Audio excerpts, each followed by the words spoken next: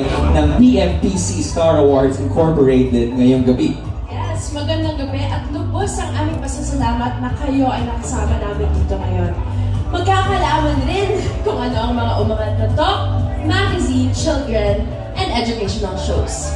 Sino kaya ang makakakuha ng inaasam na maraming na Star Trophies? Yeah, kasi ngayong gabi ay bibigyan ng parangal ang dalawang powerful tandem sa telebisyon. Bukod dyan, we will also pay tribute also sa isang respetadong broadcaster at idagdag pa rin natin ang 4 na natatanging personalidad na nakasungkit sa Ading Fernando Lifetime Achievement Award sa edisyong ito.